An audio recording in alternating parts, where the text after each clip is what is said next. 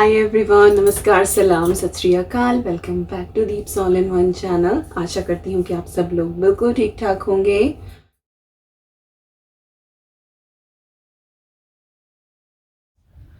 Breakfast done हो गया है, बस अब किचन क्लीनिंग करूँगी। ऊपर के रूम मैंने पहले से ही टाइडी कर दिए हैं, नीचे बस वैक्यूम होना बाकी है और इस टेबल को आज थोड़ा सा अरेंज करूँगी। तो ये काम अभी बाकी है। वीडियो मैंने लगा दी है अपलोड पे, इसको पब्लिश कर दूँगी क्योंकि पब्लिशिंग से पहले बहुत सारा काम रहता है। डिस्क्रिप्शन में सारी चीज़ें डालना, जो भी रिलेटेड वीडियो होती है, तो वो सब कुछ करके तो लग जाता है काफ़ी टाइम इसमें। तो वैसा काम सारा निपट गया, बस किचन थोड़ी सी क्लीन करनी है मुझे। थोड़ी क्या, लाइक किचन पूरी क्लीन करनी है, पर इतना ज़्यादा आज मैस हुआ नहीं। इस तरह की चीज़ें बनाओ तो ज़्यादा मैस नहीं होता। रोटी वोटी सुबह को बने तो फिर ये है कि वो गैस वगैरह सब कुछ बहुत ज़्यादा गंदी होती है, आटा झड़ता है उस पर। तो बस ये थोड़ी बहुत क्लीनिंग बची है, ये करके और फिर और कुछ, फिर और कुछ और फिर और कुछ, तो ऐसे ही चलता जाता है सारा काम। तो चलिए अब मैं फटाफट सफाई कर लेती हूँ।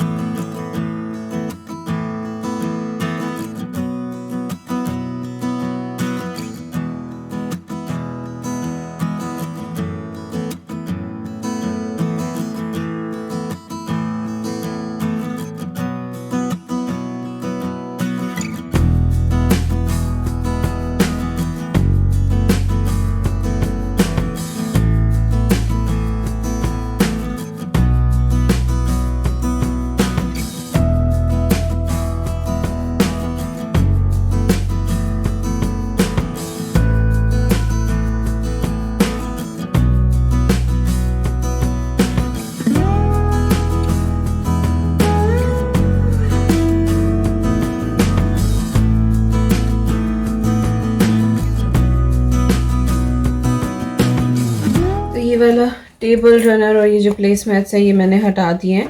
और ना ये वॉश करने वाले नहीं हैं, कुछ अलग सा ही मटेरियल है इनका, बट ये वॉश करने वाले नहीं है। तो इनको मैं वैक्यूम करूँगी छोटे वाले से और उसके बाद फिर मैं इनको रख दूँगी। वॉश करके ख़राब हो जाएंगे। कुछ कुछ ना कागज़ वाला मटेरियल है, आई डोंट नो कि कैसा है, बट हाँ ये थोड़ा डिफरेंट सा है, वॉश नहीं होगा।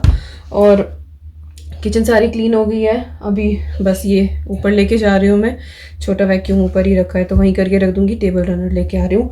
और I just noticed one thing आप लोग भी देखना, भी पिछली क्लिप जो है ना वो रिवाइंड करके, तो मेरे नाइट सूट में जो है वो ऐसे छेक हो गया है। और मुझे ये वाला ना इतना पसंद है, इतना कंफर्टेबल है ना ये, बट फट गया। कोई बात नहीं, और फटा भी हुआ ऐसी जगह से है, लाइक नाइट सूट तो दिखाई भी देता है, बट क्या करूँ, कोई नहीं। चलो ये रख के आती हूँ, टेबल रनर दूसरे वाले लेकर आती हूँ। टेबल सही से करते हैं और बस फिर क्या है, फिर नहाई।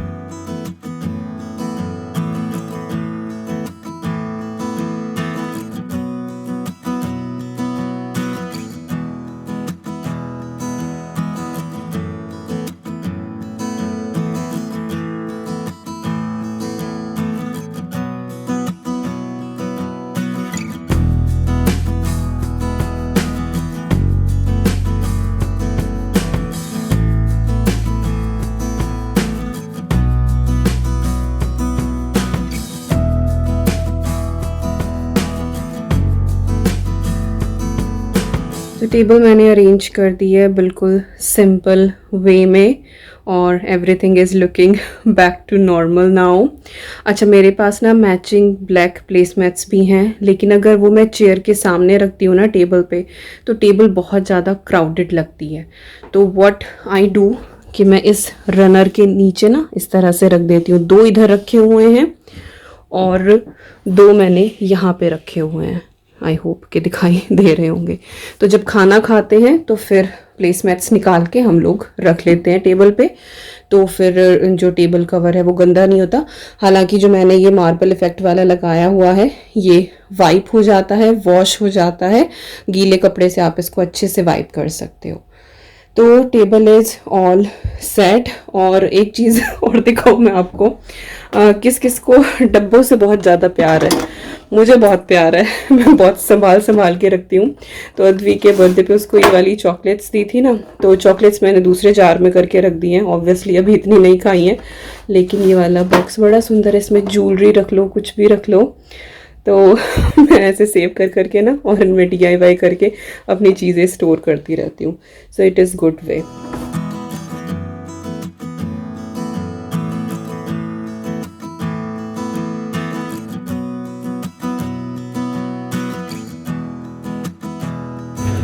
तो आ गई हूँ मैं नीचे खाना बनाने के लिए, और आज बन रही है कढ़ी। साहब की फरमाइश है।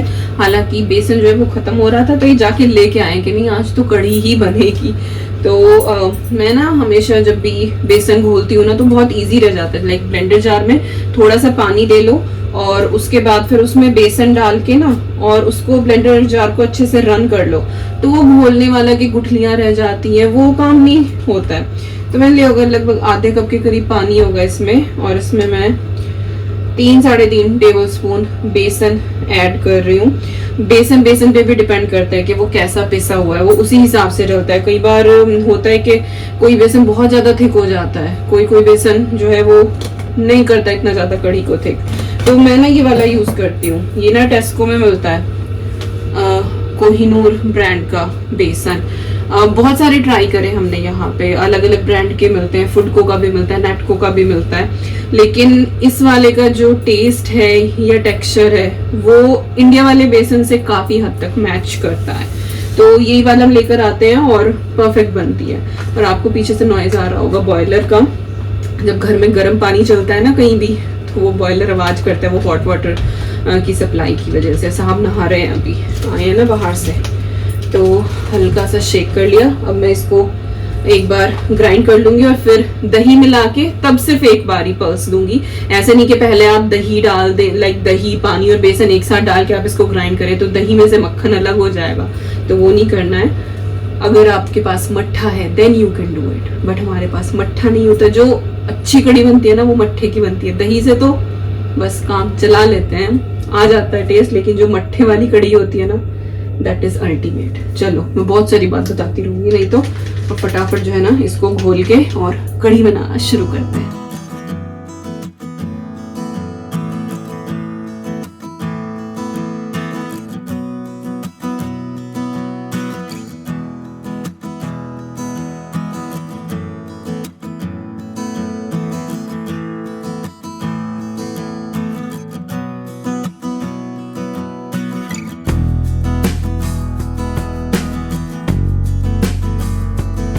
कढ़ी के लिए यहाँ पे तेल गरम हो गया है। अब इसमें डाल देंगे हम थोड़ा सा हींग, 2 सूखी लाल मिर्चें, 1 चम्मच मेथी दाना, आधा चम्मच जीरा, और अब इनको अच्छे से भून लेंगे। सीड्स हमारे भून गए हैं। अब हम इसमें प्याज डाल देंगे और प्याज को हल्का सा गोल्डन ब्राउन होने तक भून लेंगे। प्याज हमारी यहाँ पे बिल्कुल अच्छे से भुन गई है, बहुत ज़्यादा डार्क नहीं करना है, अदरवाइज कढ़ी का जो रंग है वो अच्छा नहीं आता है। अब इसके अंदर हम डाल देंगे 1 चम्मच धनिया पाउडर, 1 चम्मच हल्दी पाउडर और 1 चम्मच रेड चिली पाउडर। साथ ही ऐड कर देंगे जिंजर गार्लिक की फ्रोजन क्यूब। आपके पास अगर फ्रेश है तो आप फ्रेश भी कूट के डाल सकते हैं यहाँ पे, या फिर आप पेस्ट डाल दें। और इसके साथ ही मैं थोड़ा सा यहाँ पे पानी ऐड कर रही हूँ, जिससे मसाले हमारे जले ना और जो हमारी फ्रोजन क्यूब्स हैं वो भी अच्छे से मेल्ट हो जाएं। तो यहाँ पे हमारे मसाले बहुत अच्छे से भुन गए हैं, ऑयल बिल्कुल सेपरेट हो गया है। अब हम इसमें डाल देंगे 1 चम्मच गरम मसाला। थोड़ा सा स्ट्रॉन्ग फ्लेवर ही होता है गरम मसाले का इसमें, तभी टेस्ट आता है। और हम आलू वाली कढ़ी बना रहे हैं, तो अभी इसी पॉइंट पे मैं इसमें आलू डाल दूंगी। 2 बिग साइज के पोटैटोज हैं जो मैंने लेंथ वाइज काट लिए हैं। कोशिश करें कि सेम साइज के ही कट करें। और इसके साथ ही हम बिल्कुल थोड़ा सा यहाँ पे सॉल्ट ऐड कर देंगे आलूओं के हिसाब से ही, और इसके अंदर हम डाल देंगे थोड़ा सा पानी। पानी और नमक से आलू जल्दी से गल जाएंगे, और इसको कवर करके जब तक आलू ना गले हम इसको पका लेंगे।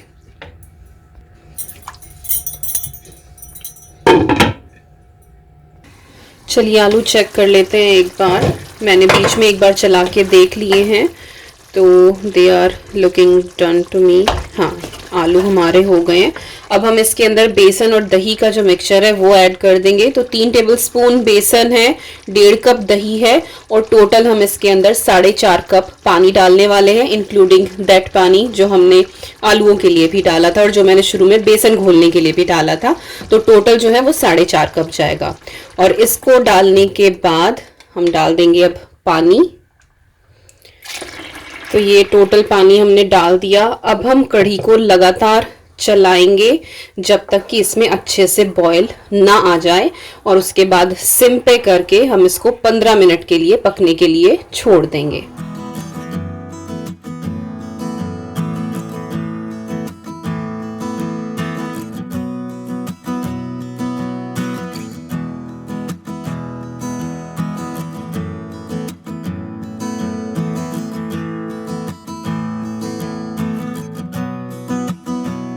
तो अब कढ़ी में बिल्कुल अच्छे से बॉईल आ गया है। अब हम इसमें सॉल्ट डाल देंगे, इसीलिए सॉल्ट पहले नहीं डालते, अदरवाइज कढ़ी ना कई बार फट जाती है। तो टेस्ट के हिसाब से सॉल्ट डाल के और अब सिम हीट पे हम इसको 10 से 15 मिनट के लिए अच्छे से उबाला लगाएंगे ताकि ये बहुत कढ़ कढ़ के टेस्टी वाली कढ़ी बन जाए। और साथ ही बस अब मैं चावल चढ़ा देती हूँ और जब तक चावल होंगे तब तक कढ़ी भी डन हो जाएगी और फिर स्वादिष्ट कढ़ी का आनंद लेंगे। मेरे बाल जो है ना सफ़ेद वाले वो फिर से दिखने लगे हैं, फिर से मेहंदी लगानी पड़ेगी। पिछली बार पता मैंने क्या किया था, थोड़ी सी इतनी सी मेहंदी घोल के ना बस आगे आगे लगा ली थी, क्योंकि पीछे के कहाँ दिखाई दे रहे, किसको दिखते हैं, किसी को नहीं, खुद को भी नहीं दिखाई देते, खुद को भी बस यही दिखाई देते। तो मैंने ना बस यहाँ लगा ली थी। बट कब लगाई थी? करवा चौथ पे। करवा चौथ से लेके अब तक नहीं लगाई मैंने। तो हो गए 3 महीने में इतने सफ़ेद बाल तो हो ही जाता है।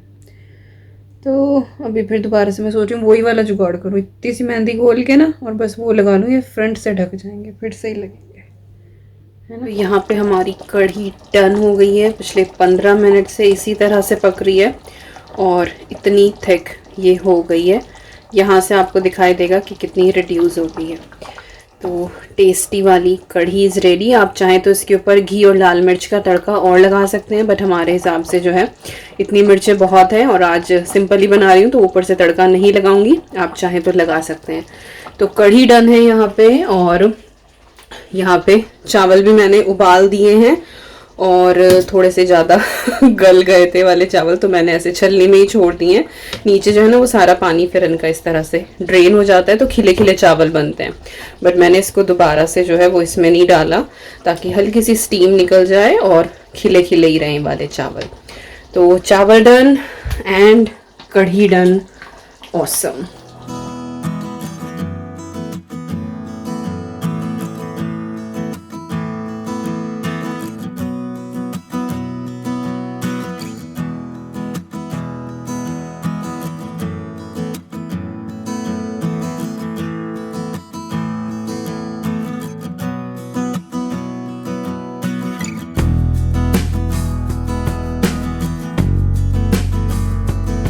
सो खाना पीना ऑल डन, क्लीन भी मैंने कर दिया है, अभी बस बर्तन है और ये नहीं मैंने अभी खाली करे, बाद में कर दूंगी खाली। हिम्मत नहीं हो रही है।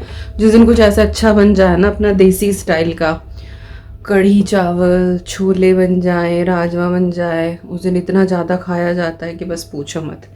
पर अब ये है कि शाम तक की छुट्टी हो गई है। मेरे तो पता नहीं मैं तो शाम को खाऊंगी भी या नहीं खाऊंगी, बट अगर खाना भी है तो सिर्फ रोटियां ही बननी है, तब भी कढ़ी बनती है या छोले बनते हैं या राजमा बनता है, तो वो 2 टाइम चलता ही है, एटलीस्ट मेरे घर में तो चलता ही है। तो अब एक टाइम चावल से खा लेते हैं, नेक्स्ट टाइम फिर हम रोटी से खा लेते हैं। तो फिलहाल का काम हो गया है डन। तो शाम तक है काफ़ी रिलैक्स और आज मैं कुछ एक्स्ट्रा काम लेने वाली भी नहीं हूँ। अदरवाइज़ जब भी मुझे टाइम मिलता है ना, मैं घर का कोई कोना लेके बैठ जाती हूँ, कोई एक्स्ट्रा काम लेके बैठ जाती हूँ, तो वो पूरा दिन रिलैक्स नहीं हो पाता। But today I am thinking बिल्कुल आत्मा तृप्त हो गई है। कढ़ी चावल खा के आज तसल्ली से बस ऐसे ही बैठूँगी, अद्वी के साथ खेल कूद लूँगी थोड़ी बहुत देर। That's it.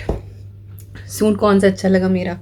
लेवेंडर वाला अच्छा लगा, रानी कलर वाला अच्छा लगा या ब्लू वाला अच्छा लगा? बताना ज़रूर। और बता, मदर इन लॉ से बात हो रही थी आज या कल, हाँ कल की बात है। तो जितने हम लोग यहाँ से तरस रहे हैं जाने के लिए, वहाँ भी सब लोग तरसे पड़े हैं कि आ जाओ आ जाओ। फ़ोन करो तो हर तीसरी बात यही होती है कि कब आओगे कब आओगे, कब सब ठीक होगा।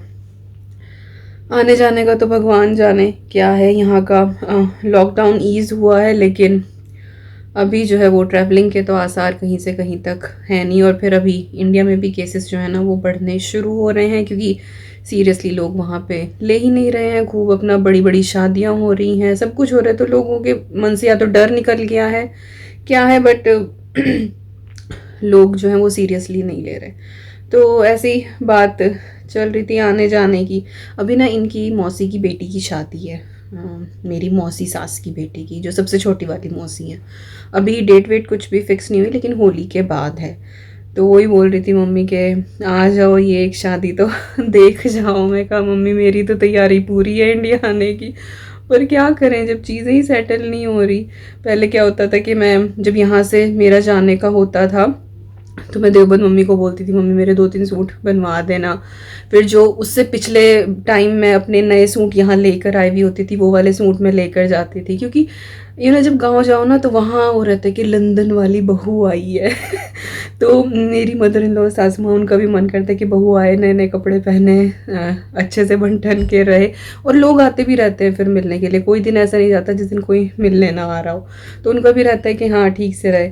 तो हर बार ये होता था कि मैं पहले कुछ देवबंद मम्मी को कहती थी, कुछ सूट मेरे ससुराल भी रखे रहते थे, कुछ हम लोग मेरठ से जाते हैं तो फिर मैं दीदी के यहाँ से ले जाती थी कुछ सूट।